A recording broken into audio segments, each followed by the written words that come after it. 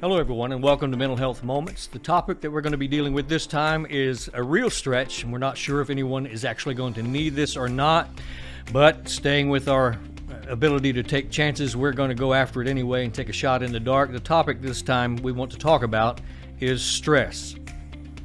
We realize that probably most of you don't understand what that is, you don't need it, you don't have any, but we're going to go after it anyway. Stay with us. We'll be right back.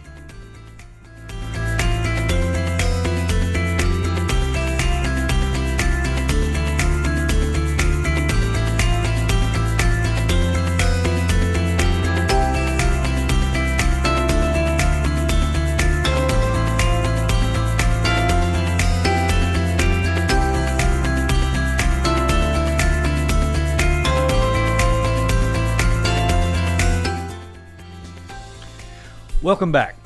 3 weeks ago, we released a video here on wellness checks. Wellness checks are important in life, and in that wellness check, I asked everyone who was a viewer at the time, how are you doing? And how are you doing really? I wasn't surprised at the answers, and I was very thankful for the honesty that everybody gave us, because in the large number of people who responded, most of the comments said, honestly, I'm stressed. So many people in our culture are dealing with this. It's not just a buzzword, it is a very present reality. People deal with stress every single day. So what exactly is it? Let's put a fine print on it. I looked it up and I was surprised that the first few definitions that I saw weren't really what you and I would consider to be stress. The first few definitions were about importance and emphasis, as in saying, I want to stress this point. I want to stress this point so that you understand. But that is typically not the first thought that you and I have when we think about stress. So what is it? Stress is to experience worry, to experience an abundance of worry. Stress is how we react when we are under pressure or whenever we feel threatened. It usually happens when we are in a situation that we don't feel like we can manage or control. There are some interesting facts about stress, and one of the most interesting is that in small quantities, stress can actually be helpful. Sometimes it provides the necessary motivation that you need in order to get something done. It can help you reach a goal or a deadline. When we are under stress, the cortisone hormone cortisol is released, which serves as an important function in our physiology. Cortisol helps us wake up, get moving, focus, think, learn, and remember new things. And so you need that stress hormone cortisol in your system. The problem is that when we experience too much stress, or when we experience continuous and sustained stress, it then begins to have a negative effect on us. I believe that you can relate to that, most notably affecting our ability to cope in the moment and whatever we happen to be dealing with at that moment. And we know that most of these days we have a lot to deal with. We don't need anything more to deal with, but as you deal with stress, you learn some coping mechanisms. What we know about stress is that some people can handle a whole lot more of it than others. You may be one of those kinds of people. You may be one of those kinds of people that can handle a tremendous amount of stress in whatever it is that you do in your life, but each person has a different capacity for stress. And so if yours is high, that's a good thing. If yours is not so high, it's not bad, but it can be managed. It's a combination of many different factors. If you have a high tolerance for stress, your genetics may play an important part in that. Your personality, your life experiences, the things that you have already been through and dealt with in life have brought you to the place where you have a high capacity for dealing with stress. Some have a very high capacity, and people in high stress occupations, for example. I see parents raising children, single parents that are raising children in our culture, and I think it's got to be some of the most stressful moments in their lives. We don't need to spend much time defining it, but as we do here, we like to get right to the point and ask ourselves, well then, if we are dealing with stress, and we're dealing with stress on a continuous basis, and it's becoming negative, how do we deal with it? One of the most important things to do is to just simply acknowledge it. Some people don't. They don't recognize it, they don't acknowledge it. They just say, well, I'm fine, just as we said in our wellness checks. Well, I'm fine. We need to ask some very important questions about the stress that we are dealing with. Here's one of the most notable. Is it necessary? Is whatever it is that is going on in my life that is stressing me out right now something that is necessary? And if so, how can I better manage it?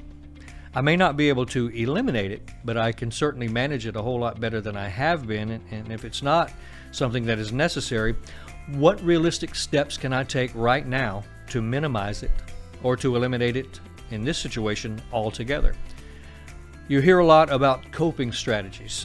Coping strategies are numerous. They are all over the place. A very simple Google search will show you that there are so many things. Some of the most important, I'm just going to categorize them and give them to you. Taking regular breaks from watching, reading, or listening to news. I think you can. I just think there's a whole lot of like buttons being pressed out there right now. Including those on social media. It's good to be informed and hearing what's going on in our culture. You definitely should be. Times are traumatic and things can be very upsetting, but we need to consider perhaps limiting the number of times that you do that, and to just a couple of times that you focus on that and disconnect from it. Disconnect from TV, the phone, the computer, and all of that, and just get away from it for a while. And secondly, take better care of yourself. When dealing with stress, one of the things that I found that's most important is that you need to, make yourself a priority. Make yourself it is not selfish, it is self-care. Eat healthy. Exercise. Get plenty of rest. Get plenty of sleep.